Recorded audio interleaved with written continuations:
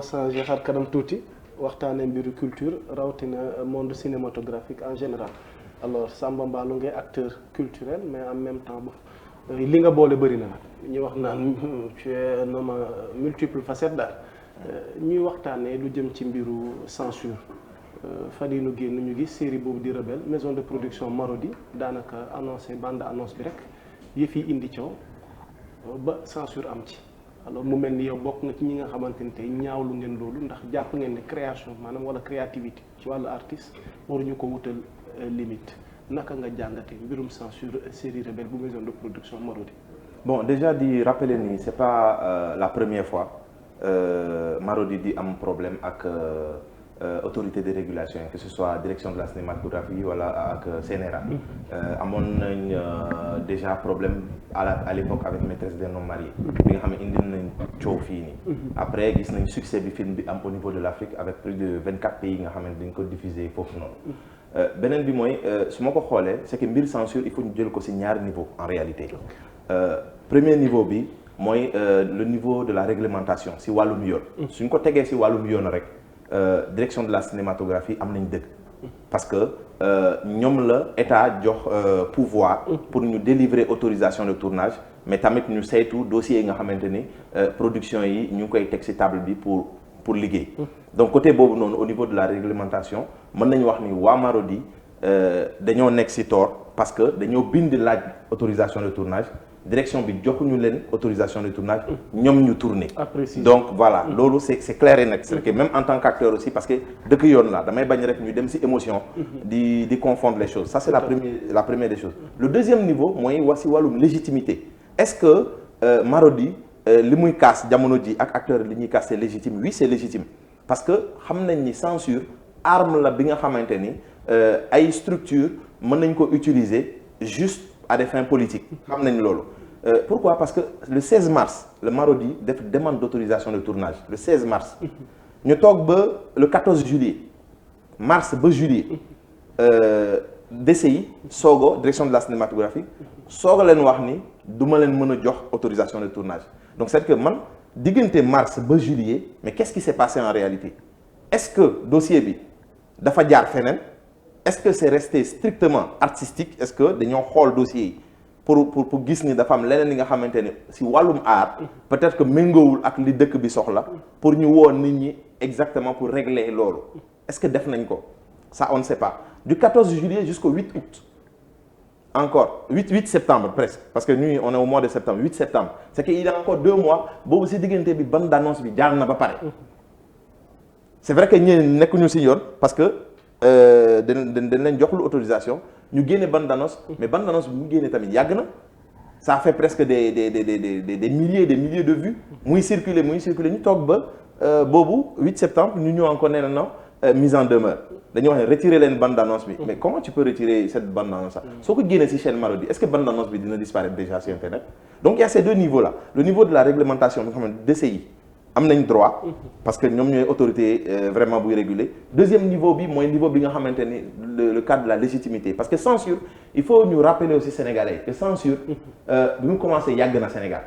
amoon nañ en 1934 benn ministre des colonies mu nekk nasaraan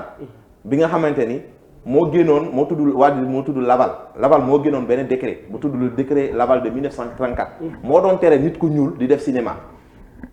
kon yooyu yëpp xew na fii Sénégal dama lay wax beneen affaire sénégalais xamuñu mais cinéma Al Akbar mooy bi nekk Jet d'eau fii ak cinéma Liberté bu Grand Dakar waaw à l'époque dafa am li ñu doon woowee géttu béy ci biir cinéma boobu noonu cinéma yooyu la loi de 1934 bi dafa defoon de telle sorte que salle de cinéma gis nga c'est une salle bi nga xamante ne descendante te position yi gën a baax ñoo nekk ci kaw xam nga lan moo xewoon ci suuf nga xam ne moo jàkkaarloo ak écran bi géttu béy foofu lañ doon entassé sénégalais yi maanaam noir indigènes yi foofu lañ doon toog ci digg bi ñi nga xamante ne ñoo demoon ci école coloniale yi nekk un peu aisé affaire classe moyenne bi ñoo nekkoon ci digg bi ci kaw tubaab yi ñoo fa doon toog pour tiim ñëpp loolu xewoon na fi voilà et donc en 1934 loolu amoon na c'est-à-dire que cette loi là elle existait pour les colonies en AOF te Sénégal moo nekkoon capitale bi bu ñu demee ci loolu mais gis nañu Ousmane Sembène bu mu génnee Ceddo mais Senghor dafa censuré film boobu noonu ñu utiliser benn prétexte linguistique maanaam si kàddu di wax ni. voilà cëd la ñu war a bindee et cetera mais ça c'est un faux problème. dañoo censurer film bi. Njàngaan bu Mama Johnson. Njàngaan c'est la même chose parce que Njàngaan da doon critiquer les maanaam li ñuy yóbbu boo xale yi di yelwaan et cetera et que ça touchait un peu la religion comme Senghor xaritu guide religieux yi la woon et que dafa amoon ndigal pour voter pour moom mais dafa censurer film boobu noonu. et aujourd'hui au Sénégal ñiy jàng cinéma film yooyu mooy seen référence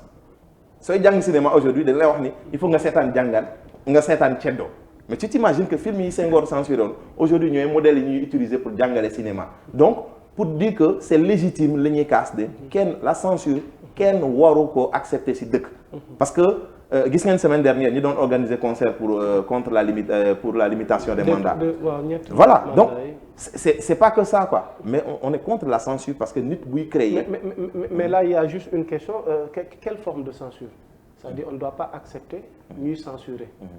loolu lañ dul accepter ci biir censure bi pourtant légitimer nga ko mais légaliser nga ko parce que tout gouvernement wala dans tout état organisé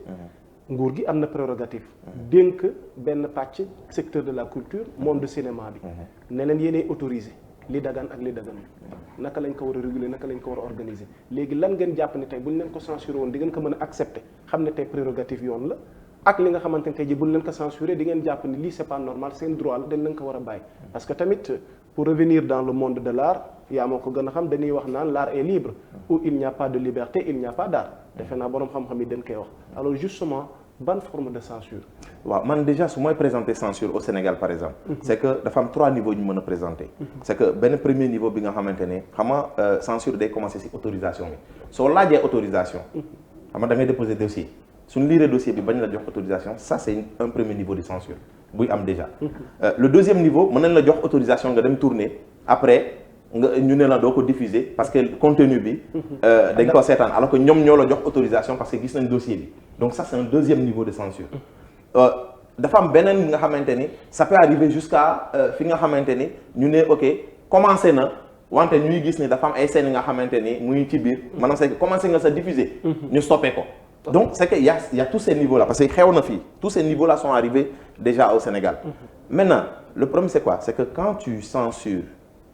malgré man d'accord uma ci la direction de la cinématographie dafa war a woo ki nga xamante ni dafa dem déposer dossier mu ne ko si sa projet man lii ak lii ak lii sooy censurer da ngay motiver da ngay wax ni lii ak lii laa gis si projet bi nga xamante ni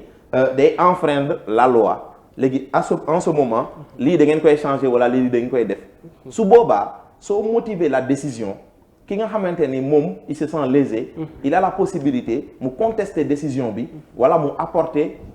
benn correction.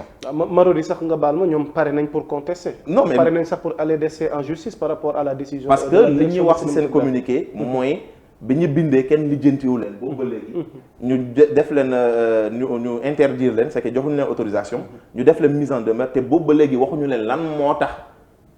mise en demeure bi am et que lan mooy problème par rapport à seen projet artistique. te bàyyi nañ leen entre temps ñu déployer ay moyens. voilà def financement ci mbir mi. non mais c'est des centaines de millions soo xoolee film boobu noonu effets spéciaux yi rek. soo ko xoolee ak les moyens qui sont déployés xam nga lii ce sont des centaines de millions. te gis nga mënoo engagé benn projet bu mel noonu les acteurs qui ont tourné. acteurs yi mais commencé wu ñu tourner si du si bord dañ leen di fay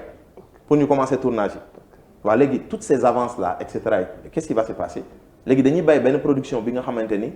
c'est la première chaîne même numérique du Sénégal il y a plus de 4 millions d'abonnés sur la plateforme de Marodi c'est que loolu c'est un poids pour le Sénégal benn chaîne bu am 4 millions d'abonnés mais mënuñu ko bàyyi mu couler nii parce que tout simplement il y a des intérêts politiques qui sont derrière cette décision là pour dire que gis nañ histoire bi mais justement par rapport à cette question tu parles d'intérêt politique bu ñu recontextualiser tey jii nii synopsis bi parce que série Rebelle dafa am lu muy refléter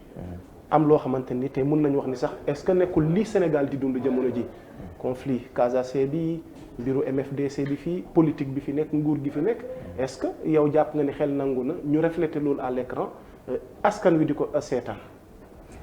parce que jàpp naa ni état li tax mu tere ko am na enjeu yi ci nekk. il faut tamit ñu toucher tamit le fond du problème. non mais lan moo waral tey jii parce que jàpp naa direction cinématographique. boobu ba tey mu tànkam la donte joxul autorisation. on peut dire par là que est-ce que Thiam ñu ngi koy nuyu de passage le réalisateur mi nga xam ne moom moo concevoir mbir mi. waroon na woon am sañ-sañu def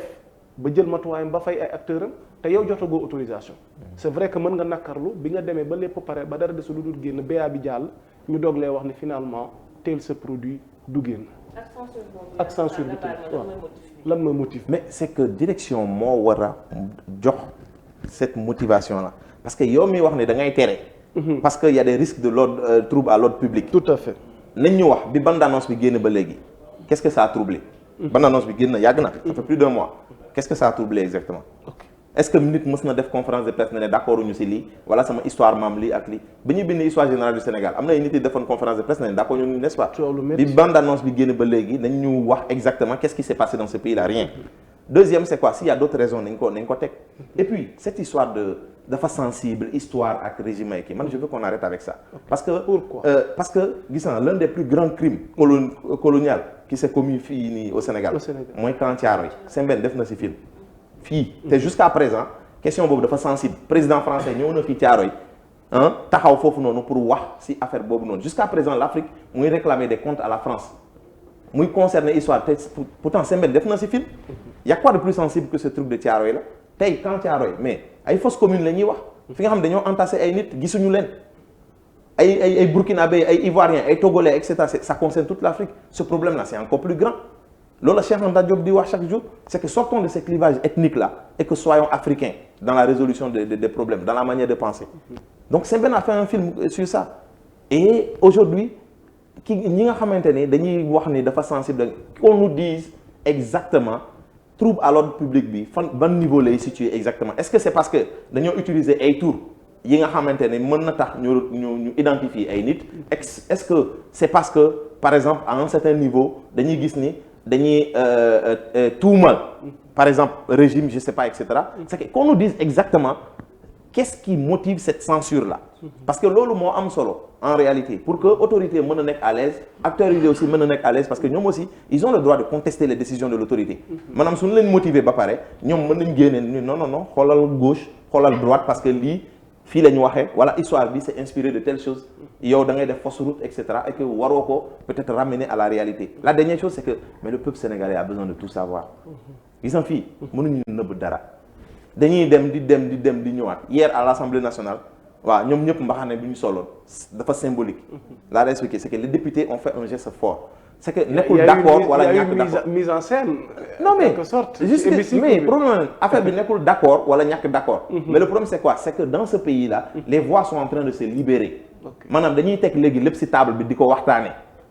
comprends donc il y a plus ces tabous là qui font qu'on dit non bul ci wax parce que dafa sensible dafa et cetera non c'est un problème gis nga ce conflit là c'est un conflit sénégalais en Casamance c'est que même les termes on doit les changer nit ñi dañuy nëbbatu c'est pas un conflit casamançais c'est un conflit sénégalais en Casamance c'est que il est situé sur un territoire donné mais c'est un conflit sénégalais nit ñi dañuy daw wax ji en disant conflit casamançais c'est pas un conflit moi je suis de la Casamance c'est un conflit sénégalais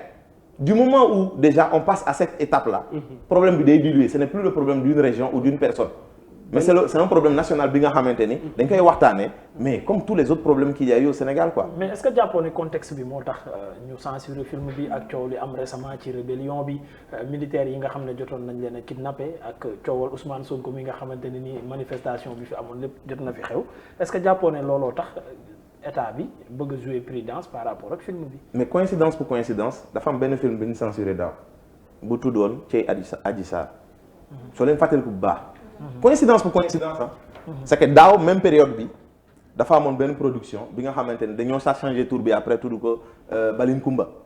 mais si Adji Sarr on a dit c'était pas possible ñu woo gars yi ñu censurer film boobu ren ñu ñëw parce que certains disent qu'ils ont identifié des personnages parce qu'on a discuté avec beaucoup de personnes ñeneen ne dañuy identifier il y a un personnage qui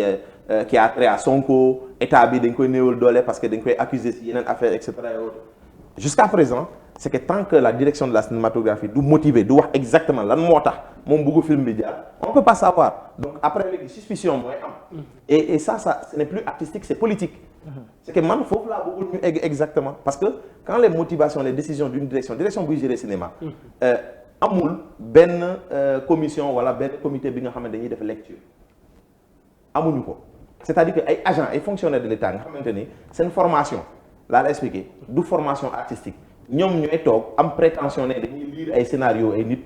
pour wax ndax bii day jàll wala du jàll mais là loolu c'est pas normal. Ah bon, si ça se passe ainsi, ça devient non mais grave là. gis nga laajal kii Moussa Touré mooy président de l'association des cinéastes du Sénégal. Sunu direction ñun Sénégal. amuñu ay professionnels nga xam ne ñoom ay cinéastes lañ nga xam ne ñoom à qui on peut donner les scénarios pour ne xool leen scénario bii nii. est-ce que bii nii méngoo na ak lii. une commission de lecture. c'est composé des professionnels. mais aussi de disciplines yi nga xamante ni day intervenir dans la création. par exemple dans cette commission il peut y avoir un sociologue. parce que moom xam na peut-être Sénégal xam na histoire et cetera il peut y avoir même un religieux pour certaines questions bi nga xamante ni dañ koy interpréter mais amuñu ko c'est que ñoom ay directeurs ak ay gars yi nekk ci seen service ñooy décider ndax benn scénario c'est que yow doo artiste mosoo nekk artiste xamoo ni scénario xamoo li ñuy def benn script xamoo dara nga ñëw parce que tout simplement contexte bi arrangé wu la nga ne no damay tere déjà cette question là il faut qu'on la pose sur la table lan moo tax sunu direction de la cinématographie on n'a pas une commission de lecture ou une commission de visionnage bi nga xamante ne c'est composé des professionnels du secteur ça c'est une question. C'est important parce que on est lésé dans dañuy tere li nga xamante ne ñoom xamuñu ci lu bari en réalité. c'est important xam naa ne autorité rawatina ministère de la culture am na ñu ngi bàyyi xel ci waxtu bi ci question yi nga xamante ñu ngi ko fi aborder dama soxal seen monde ndax parce que dama koy généraliser wax culture en quelque sorte ndax mën nañ fa jàngat tey jii nii dañuy bëgg dignité créativité artistique au Sénégal parce que su ma liiree ces postes gis intervention yi ngi ci def donte am na ñoo xam ne sax ñu ngi xaw a ñaawlu position yi ngay jël mais yow tu oses quand même affronter la réalité maanaam pas de sujet tabou nañ ko teg sur la table parce que devenir tey jii ni culture tey jii ni moom moo ci nekk rawatina monde cinéma bi. xam nga man déjà il faut ñu comprendre benn affaire c'est que bi ñuy am bac ñu ñëpp ci dëkk bi am nañu jël option dem jàng leneen ak leneen dem jàng médecine et cetera même nous on a fait d'autres études comprends on a fait d'autres études mais après on a fait encore des études culturelles c'est que dañoo dem culture pour dem jàng bi ñuy dem école nationale des arts pour dem jàng li nekk ci culture là c'est que ñun aussi dafa am fi ñuy tollu nga xamante ne ak xam-xam ba ñu am parce que ministre de la culture bu bees bi dafa toogoon télé di wax ni fii dëkk xam-xam la dinañ ci ñëw wax ñu sa gis-gis ak réforme yi nga xam par rapport à ça mais ñun am na tuuti yi nga xamante ne xam nañ ko ci mais au-delà mais j'ai plus de 20 ans de pratique artistique bi may def théâtre boobu ba léegi mat na 20 ans depuis école primaire ba léegi nii ma def théâtre fii Sénégal dans la sous-région en Europe amul ay dëkk yu bëri nga xamante ni tukki naa fu nekk def échange et cetera donc c'est que en plus des études j'ai le vécu c'est que le vécu la pratique région Sénégal amul benn région bu ma deful projet de théâtre dans toutes les régions du Sénégal waa léegi su ma amee loolu tout ce bagage là dafa am position bu ma war a jël c'est une position vraiment de défense des artistes parce que gis naa ni dans ce pays là les artistes sont lésés en réalité loolu moo am les artistes sont lésés dans ce pays là et xam nga pourquoi cette situation est arrivée là c'est parce que par exemple dama doon waxtaan ak Mané bi nga xamante ni seen confrère la ñu ngi koy nuyu de passage Alioune Badara mais Mané par exemple je peux dire que c'est je vais pas employer le terme le seul mais c'est celui qui est le plus en vue ci presse Sénégal par rapport aux questions de la culture pourquoi parce que il crée un équilibre et que il donne la parole à tous les acteurs moom moo koy am na ñeneen ñuy def loolu mais moom c'est le plus en vue c'est celui qui travaille sérieusement là l'expliquer sur ces questions parce qu'il est proche des acteurs ñëpp xam nañ ko comprends et qu'il essaie de comprendre les choses le fait que presse bi impliqué wu bu baax sur les questions de la culture daf ñuy yóbbu ñuy néewal doole accès ci dëkk bi te dara du xew en réalité alors que même c'est-à-dire que les contenus les produits artistiques yi mais ñooy nourrir Sénégal au jour le jour que ce soit dans les télés que ce soit dans les taxis que ce soit dans les restaurants que ce soit amul fenn fooy dem nga xamante ne du musique ngay déglu wala gars yi di seetaan théâtre wala gars yi di et cetera mais c'est partout dans tous les foyers mais ñun ñoo gën a néew doole ci dëkk bi parce qu'en réalité depuis 1960 ba léegi 2020 la ñu am statut ci dëkk bi dëkk Senghor dëkk Cheikh Anta Diop depuis 1960 ñun 2020 la ñu am statut Assemblée nationale voté statut bi ba léegi amul décret d'application ba léegi li ma lay wax ni amul décret d'application mais c'est pas normal statut mooy kayit bi nga xamante ni day tënk. non statut par rapport à quoi pour mu leer. statut de l'artiste et des professionnels de la culture. ce n'est qu'en 2020. en 2020 décembre 2020. l'Assemblée nationale Sénégal voté la loi sur le statut de l'artiste et des professionnels de la culture loi bi noonu la tudd. et jusqu'à présent maanaam. jusqu'à présent 2020 ba 2022. amul décret d'application c'est-à-dire que ba léegi. on est au statu quo quoi maanaam zéro ba léegi c'est que ñun depuis 1960 dëkk Senghor dëkk Sembène dëkk kii artistes yi amuñu statut kenn reconnaître ñu comme ay travailleurs mais tu t'imagines ça dans ce pays là ak li ñuy représenter dëkk Youssou Ndour du ma saa kii et cetera ñoom Baaba Maal et cetera c'est que ce pays là n'a pas un statut pour les artistes mais on n'en parle pas parce que loolu mbir xam-xam la c'est pas une question de faralaate dañoo war a xam sunu que la culture ça englobe des centaines de productions. Le ministère de la culture dans tout ça il y a justement cette question que l'on doit se poser tey njëriñ bi ministère de la culture amal ndaw yi nga xamante ni wala njabootam pour tënk ko wax ni xam nga ministère de la culture waaw dafa problématique au Sénégal. comment parce que benn ministère la bi nga xamante ni dañ ko morceler de telle sorte que artistes yi si boppam dañ leen diviser même les artistes parce que man dama toujours man je prononce artiste je ne dis pas ñun théâtre kat wala ñun et cetera tous les jours man dama koy wax artistes yi. ma ne ko arrêtons d'entrer dans cette division là. il faut une société civile culturelle bi nga xamante ni tous les professionnels de la culture ñu ngi ci biir nañ bàyyi di wax ay man musicien ay man kii et cetera pourquoi parce que le ministère configuration bi noonu la ay direction de la cinématographie direction du livre et de la lecture direction du patrimoine culturel direction des arts soo demee direction des arts dafa am sous-secteur théâtre dafa am sous-secteur musique après mu am sous-secteur danse après c'est-à-dire que musique danse ak théâtre art vivant la comprends art vivant la maintenant ñu créer ay fonds xam nga ministère bi convoitise yëpp ay fonds la mu am un fonds d'aide à l'édition mu am benn fonds de promotion de l'industrie cinématographique kii FOPICA mu am fonds des cultures urbaines parce que rappeurs yi ñoom dañoo kaasoon à l'époque et que ñoom Y'en a marre ak prolongement bi moo indi ñoom ñu am fonds fu nga baal ma foofu di nga tontu question Alioune Badara Mané yaa ko tudd sànq mi ngi lay laaj ne le FOPICA fait-il son travail dans le cinéma xam naa diñ ci ñëw yeggale après loolu nga tontu donc mu am ay fonds rappeurs yi bi ñu kaasee kii rappeurs yi ren seen fonds bi 600 millions la bon loolu am léegi fonds yooyu par exemple pour les arts vivants amul fonds waaw maanaam théâtre danse ak musique amuñu fonds mais bokkul ak bi ñu gis fan yi woykatu religieux yi li ñu séddu part du gâteau ci seen woy yi par rapport ak li nga xamante ne moom mooy loolu SODAV la xam nga loolu c'est SODAV la ça ce sont les droits que les œuvres ont générés voilà œuvres yi li ñuy générer droits yooyu les SODAV di répartir mais ministère laa la expliqué les fonds yi ñuy def arts vivants yi amuñu fonds c'est que musique danse théâtre amuñu fonds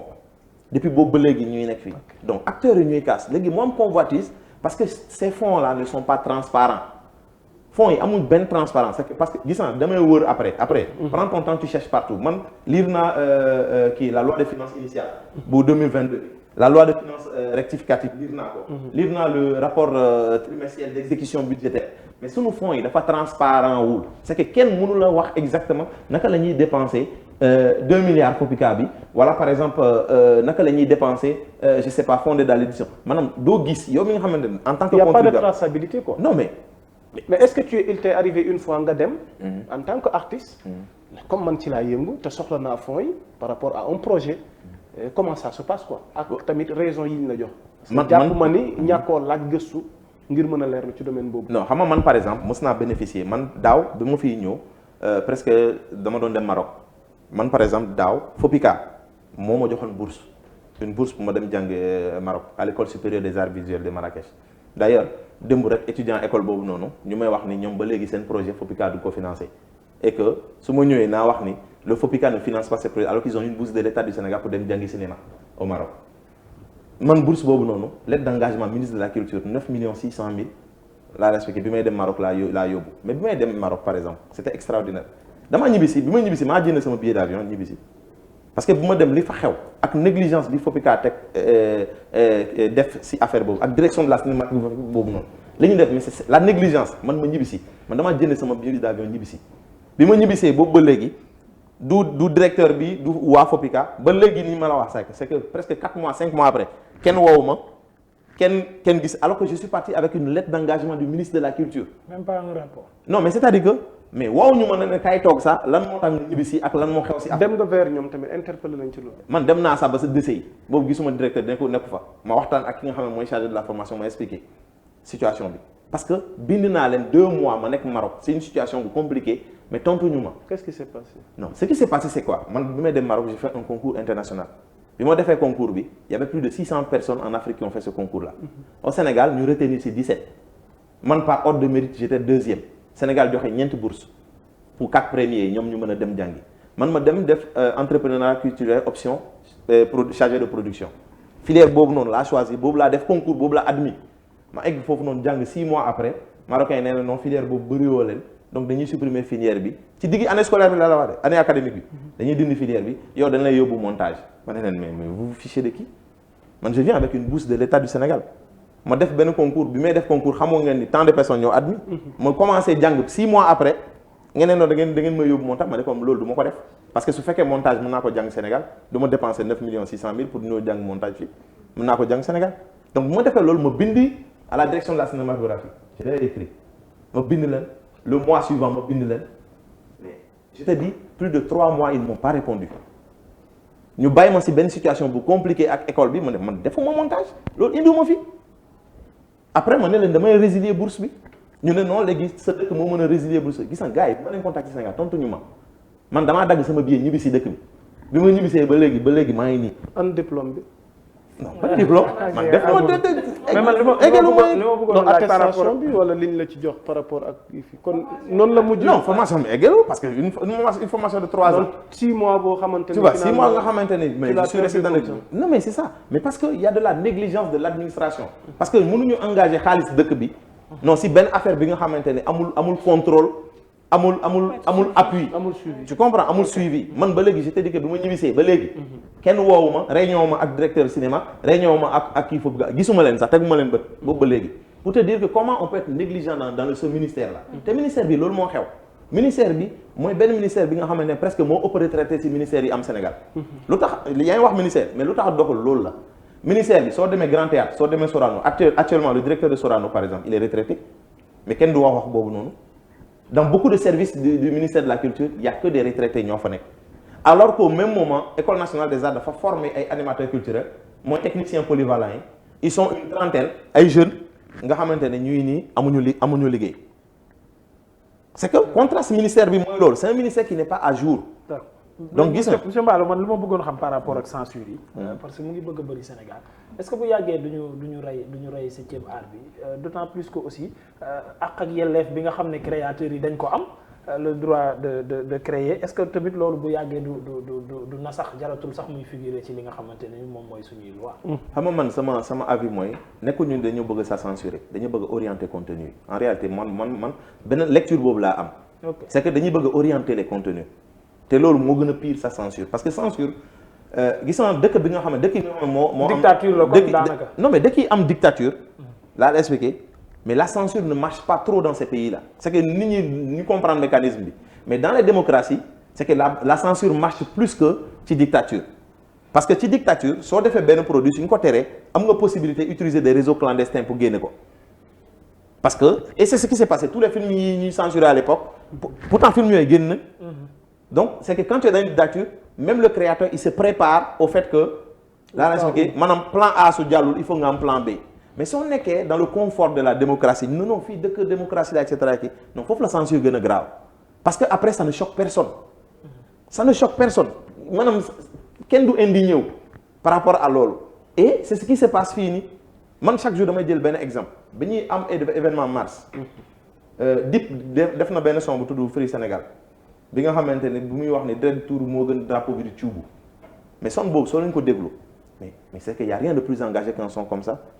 mais c'est la dimension artistique nga war a comprendre et derrière est-ce que tu vois cette dimension philosophique là parce que art ñaari mbir la dafa am morale ak intervention kii def œuvre morale mooy ki nga xamante ne day def œuvre bi nga xamante dañuy wax ni lii baax na lii baaxul mais à partir de la vertu ñun ñëpp dañoo war a def lu baax pour ñu si mën a génne dafa am ki nga xam ne moom intervention lay def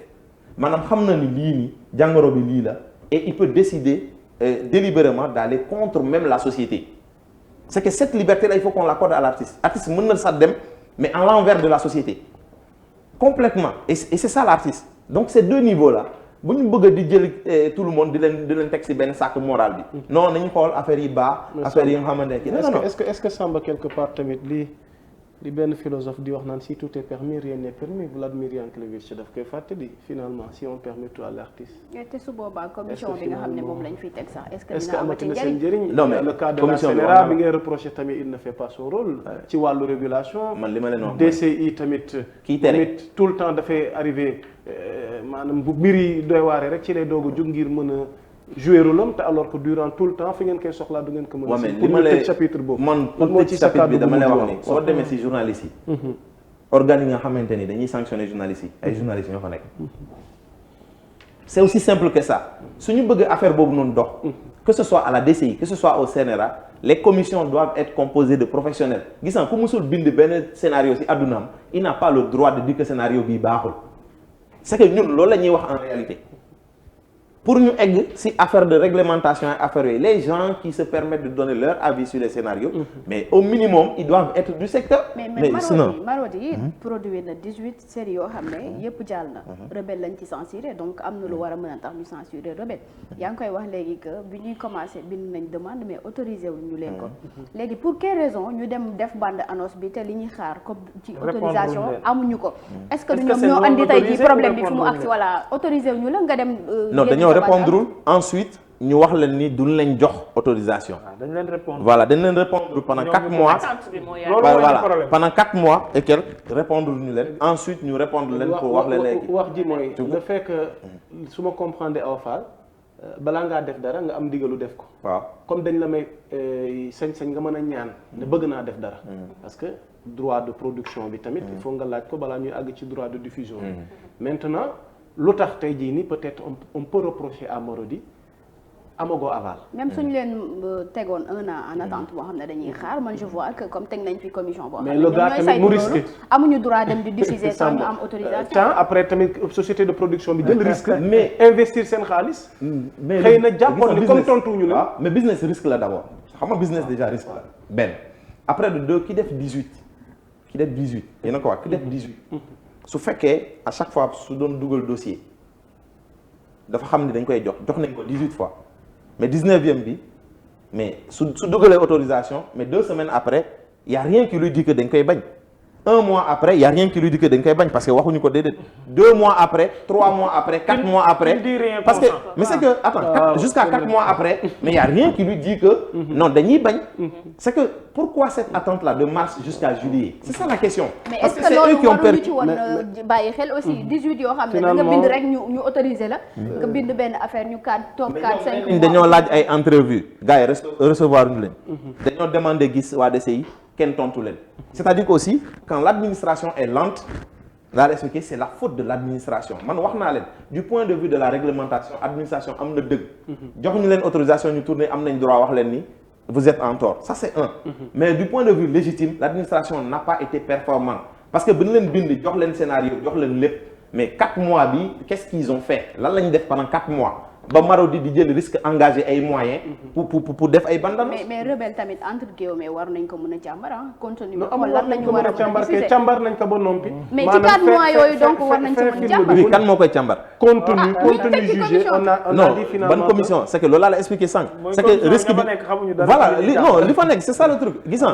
Moussa Touré kii président de l'association des cinéastes laa la expliqué gis nga bu ma jox ko moom si boppam nee na xoolal loolu moo nee na fils man maay président association cinéaste bi soo demee télé nga wax leen ni ñun amuñu commission de lecture laa la expliqué bi nga xam ay professionnels ñoo fa nekk ñiy lire scénario yi xamuñu dara mais c'est-à-dire que on ne peut pas dans ce pays là jël scénario jàmbur te yow sa àdduna mosoo bind benn scénario c'est pas possible mel ni juge bu xamul droit mais loolu mënul nekk léegi ñoom fi ñu koy teg aujourd'hui dañuy may doole artistes yi di contester parce que kan mooy contrôler nañ publier la liste par exemple de la commission buy lire les scénarios ñu wax ku nekk ndax am na cinéaste ci biir wala kan moo lire ñu baal ma rek ngeen baal ma Ahmed est-ce que le trouble à l'ordre public boobu voilà est-ce que jàpp yaakaaruñu ne parce que sénégalais ils sont peu ñi nga xamante ni daañu distinguer la fiction de la réalité parce que Rebelle mën ngeen ko jouer ba pare ñoom ñu yaakaar ne loolu mooy réalité bi en fait. non xam nga aussi man je pense que dañuy infantiliser Sénégalais yi en réalité. comment ah si dañuy infantiliser Sénégalais yi. xam nga jëm nañ ko def fii nii ci temps Covid di jàpp ni Sénégalais ay xale lañ ay xale yu tuuti lañ xamuñu lu bëri il faut ñu yar leen et cetera ce pays là mais c'est un pays de gens avertis. te élection bu nekk daf ñuy woon ni dëkk bi non c'est un pays des gens avertis. tout à fait c'est que souvent gars yi dañuy tromper aussi l'opinion publique entre ñi nga xamante ne ñooy gérer dëkk bi li ñu bëgg ak li askan wi di def non y a un écart et que wax naa leen dañoo diffuser benn bande d'annonce boobu léegi man daal dégguma ku def conférence de presse nee na sama maam lañ si tudd wala ki def conférence de presse nee na suñu dëkk lañ si tudd wala ki def conférence de presse c'est que y a aussi un échantillon dañuy évaluer. am na bande-annonce depuis plus d'1 mois qu'est-ce qui s'est passé dans ce pays-là nañu ma wax benn fait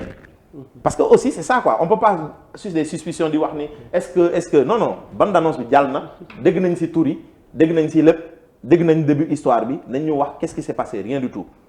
am nañ droit parce que ñi amuñu autorisation c'est que foofu la Marodi amee tort dans tout ça foofu rek la Marodi am tort le fait que ñu bañ am autorisation mais je pense que ça a été fait sciemment ñii ni ñu tardé bañ leen jox bañ leen wax dara ay kii ça a été préparé jusque là maintenant une question politique c'est quoi c'est que les artistes dañoo war a entrer en politique chaque jour dama koy wax gis naa lii xew Sénégal si wàllum art c'est parce que artistes yi s'abstiennent beaucoup de la politique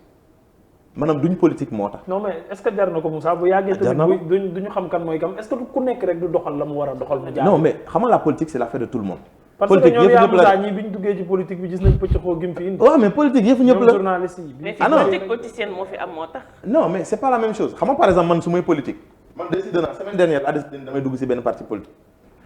semaine dernière bii nii mais affaire yi. donc finalement t'es obligé maanaam nga am un engagement. non mais pourquoi parce que le projet bi may porté. mais assemblée bi sax justement est-ce que yéen tey yéen acteurs culturels yi wala le monde artistique vous êtes dignement représenté au sein de cet hémicycle. kenn kan mooy lijjanti gars yi bi ñuy xam nga bala ngay représenté gars yi suñuy campagne yi wax culture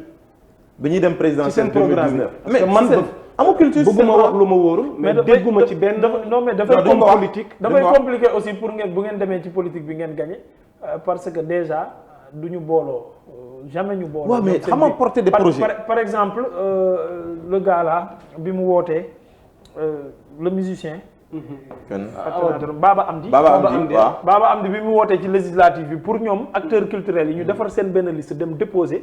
daagaan baatu askan wi am seen député biir assemblée. benn artiste faale. waaw mais xam nga foofu débat am na fi pour le cas de Baba Amdi loolu mën nañ. non mais foofu lañ juumee c'est que sooy dugg politique. nekkul c'est pas de la politique de corporation. non c'est que loolu ay syndicats ñoo koy def. tout à fait. loolu c'est que foofu la nit ñi juumee man su ma duggee ci politique nekkul ni ay militants artistes lay dem wër c'est que damay waxtaan ak askan wi par rapport ak njëriñ bi culture am pour ñoom ci dëkk bi en réalité et ma convaincre leen c'est-à-dire que man je prends une option sama entrée en politique mais c'est pour parler vraiment de la protection la respect de la culture sénégalaise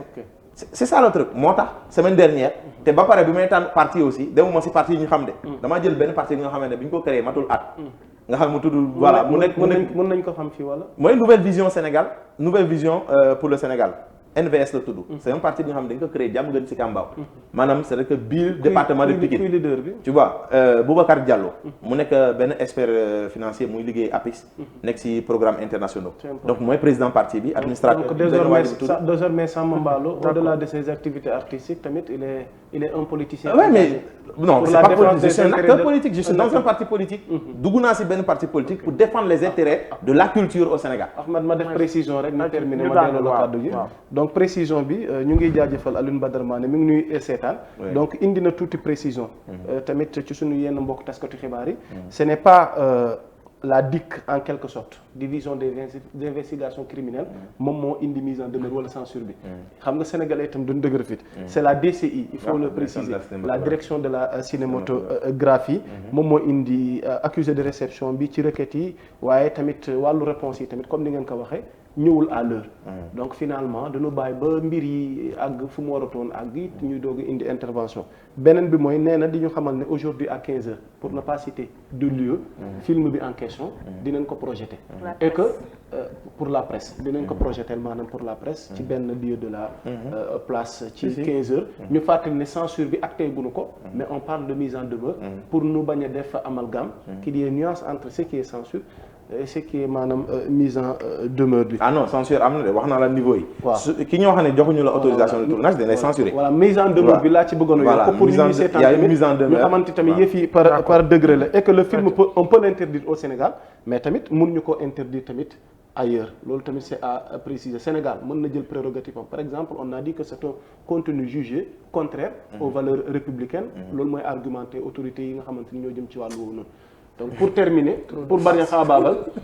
Samba dañ lay bàyyi nga tëjee rek ak ministère de la culture peut-être ak yaakaar gi nga am ci ñoom pour que ñu mën a rehausser waat wala redorer le blason bi nga xamante ni tey moom ngeen di séntu ci seen monde. Samba est-ce que Marodi pare na pour changer contenu mais si communiqué bi wax nañ ko. ñoom seen communiqué. nee nañ dañuy doon xaar direction de la cinématographie motiver leen lan moo tax d'accord ñu ak su fekkee dafa am li ñu war a changer ñoom pare nañ pour changer ko. xam nga loolu ku la ko wax moom dëgg-dëgg moom mooy administration bi moo liggéeyul bon man fi may wax mooy sunu ministre de la culture bu bees mooy Aliou Sow moo ëpp problème si ministre yi am yëpp. Aliou Sow men ah non moo ëpp ak li mu défendre balaa ñuy. non c'est que moo ëpp problème parce que dafa ñëw si benn ministère bi nga xamante ne ministère boobu noonu benn lobby moo ko téye parce que culture bi xaalis bu bëri la bi nga xam ne sénégalais dañ ko tudd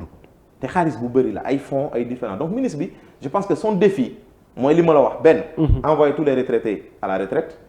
déedéet waay Samba. ah non si gis naa saa yi gars yi mënuñu liggéey 40 ans 45 ans si dëkk bi après bëgg a toog ay boy génn école. dem jàng ñu leen fa ngir ñu. non loolu wala non saa yi nañ dem retraite leen jeunesse bi. nañ dem retraite gis naa fii fonction publique ak leneen ñun ñëpp ñoo si bokk yam nañ may chance ñëpp nañuy dem retraite benn. voilà su ñëwee laa la expliqué mu créé benn fonds pour les arts vivants loolu 2 arts vivants théâtre musique danse mu créé leen fonds bi nga xam ne dañuy mën a soutenir la création 3 ñu am décret d'application pour le statut de l'artiste nga xamante ne loolu il faut artistes yi am benn cadre juridique benn protection sociale ñu am jigéen ñi am congé de maternité comme yeneen travailleurs et cetera il faut ñu am ko suñ ko amee ça ce sont les bases ensuite 4e chose c'est quoi région yi bëri Sénégal amuñu centre culturel région de Kaffrine seen centre culturel benn 2 chambres salon la Saint-Louis seen centre culturel bi dañ koy squatter Sédhiou soo demee centre culturel benn villa la c'est que mais région lépp comment toute une région ñu bañ a am ay centre culturel. centre culturel IVS lañ ko def léegi. mais Kaffrine kii Fatick salle de spectacle bi man demoon naa fa. dañ ko utiliser pour def waa UVS ñoo fay jàng. il faut qu'on règle la question de l'équité territoriale c'est que régions yi yëpp sont d'égale dignité ñu fexe ba régions yi yëpp ñu am ay pôles culturels yi dynamique nga xamante ne acteurs yi mën nañ ci gis seen bopp. dernière chose mooy ñu recruter booy yi génnee école des arts parce que tamit. nit ñi mënuñu jàng décider dem jàng ci culture génne après di traîner ci dëkk bi. pour sa cas yow nu mu demee fi mu ne bi nga. non xam nga man bi ma paree man j'ai fait l'option de rester dans le privé man option boobu laa ji ça c'est une option personnelle. mais samay promotionnaire ak ñeneen ñi bëgg nañ dugg ministère. kon ñoom ñu ngi traîner ñoom ba léegi kenn liggéeyul. ba pare dañuy seppi ci ñoom ñi nga xam ne dañ leen jël parce que dañu ay mbokk ay affaires yooyu. ministère bi moo mel noonu. merci beaucoup monsieur Mballo kontaan nañ ci waxtaan bi dañuy dem xool ji. buzz yi ma nuyuwaale sama gars yi ci commentaire yi tey sof na sap